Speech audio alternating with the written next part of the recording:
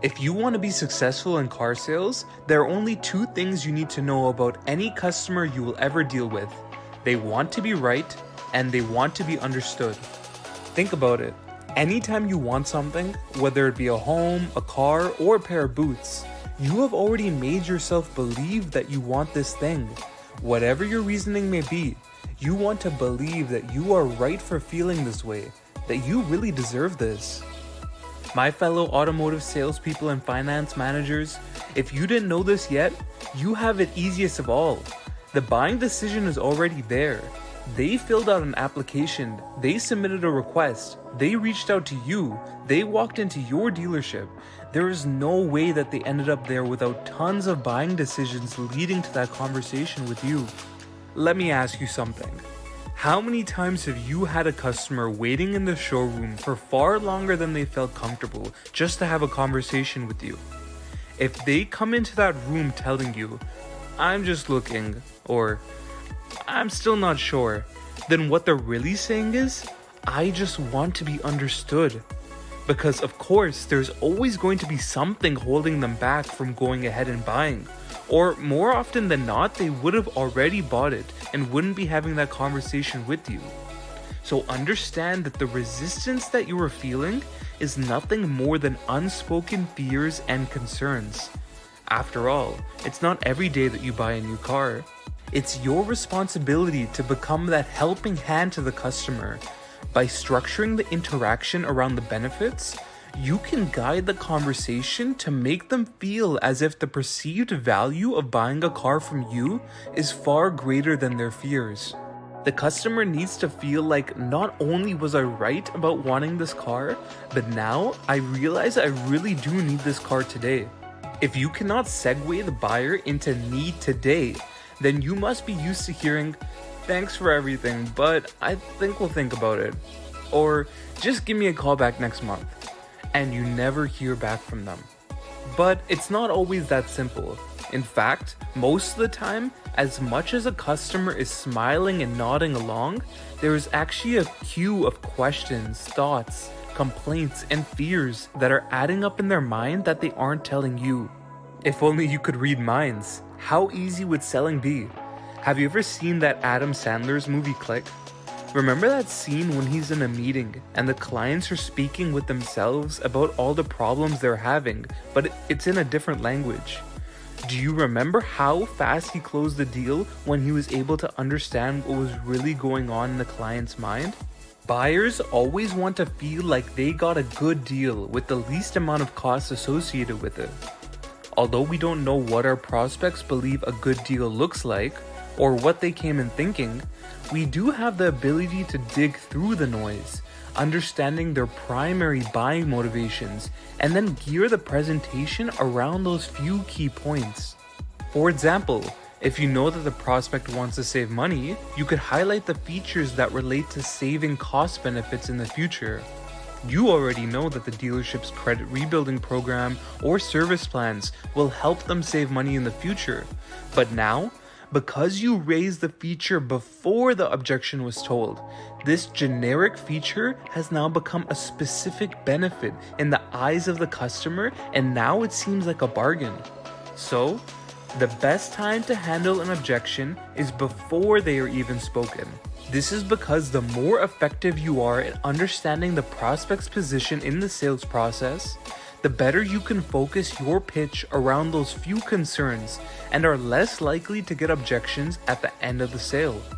Although you don't plan to fail, there are a lot of failures because you fail to plan. Having the right approach on how to handle the prospect can even compensate for a lack of talent or experience. So if you hear the prospect say, "This isn't a good time," later on in the sales process, it means that you either haven't done a good job at asking questions to understand the importance of the decision to the prospect, or you fail to understand their decision-making process. With the right plan of action, you can avoid initial objections and have the ability to predictively overcome any possible ones that may arise. The second best time for handling an objection is when they are spoken. As we know, A buyer who voices their objection is essentially working with you to resolve these problems. So if you can predict the concerns in the interaction and come up with answers to these objections, you will have a much simpler sales cycle.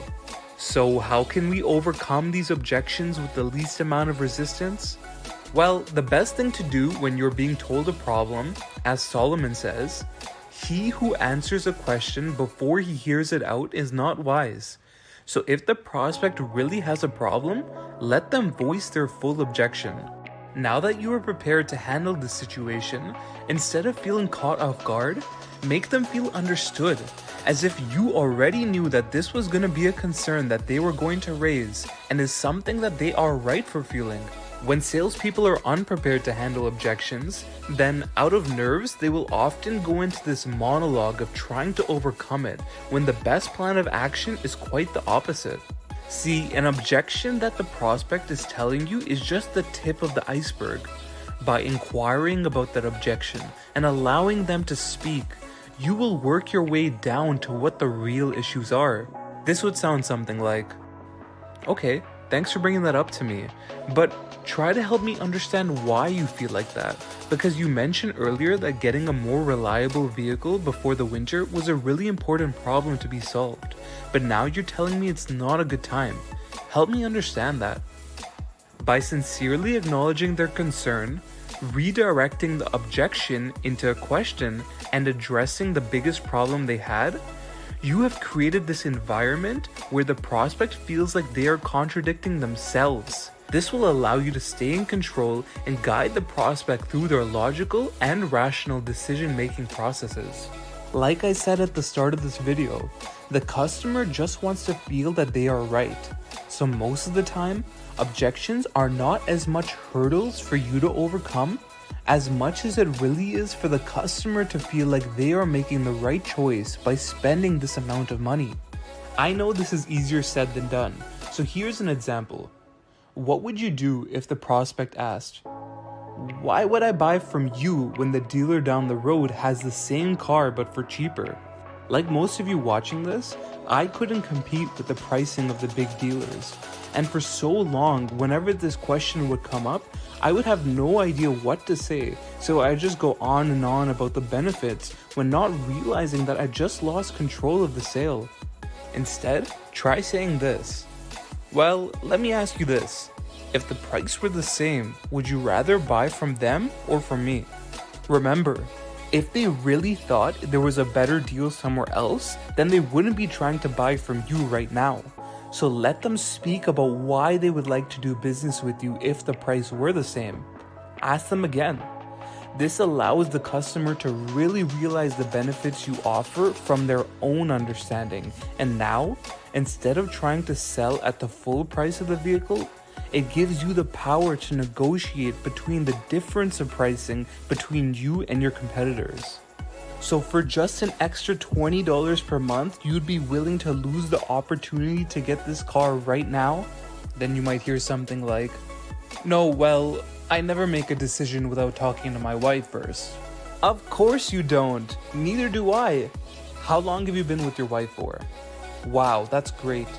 Well, if your wife is anything like mine, then I can never make a decision without her say. Does that sound like your wife? Now let me ask you this. If Mrs. Smith were sitting here right now, what do you think she'd be thinking? What do you think her concerns would be? So on face, it sounded like they had a problem with the price. But after digging deeper, you now know that it may have been the wife who was the actual decision maker for the sale. Again, instead of trying to convince the prospect, agree and redirect the question so you can add that response into their arsenal of reasons that they should buy from you. The second that you start to believe that the buyer's objections are true, then technically, they sold you on their story by convincing you that you cannot help them. If your conviction to what you are selling is more powerful than the objections you are faced with, then you'll see that the customer will start to believe you more than the doubts that they came in with. This conviction comes from genuinely believing that your dealership, your vehicles, your services, or you are the perfect person to help the customer resolve these deep pain points. to the point that it would be completely unreasonable for the buyer to go anywhere else than to buy from you. So after knowing all of this, what do you think the one thing that is holding us back from becoming the greatest closer of all time? Ourselves. What if they don't like the way I said something? What if they find me pushy or greedy? Remember, there is no one word, thing, or comment that you can say or do that will make this deal fall through. It's always the things that aren't done or aren't spoken that are the reason why the prospect didn't buy from you and never picks up your calls again. By structuring your opportunities with customers based on their needs, knowing how to approach objections, and not being afraid to get down to the real source of pain, you will be able to help more customers than you thought was possible while closing more deals than ever. If you thought this video was helpful, please give it a like and let me know what you think in the comment section below, what you would like for me to discuss next. And as always, good luck!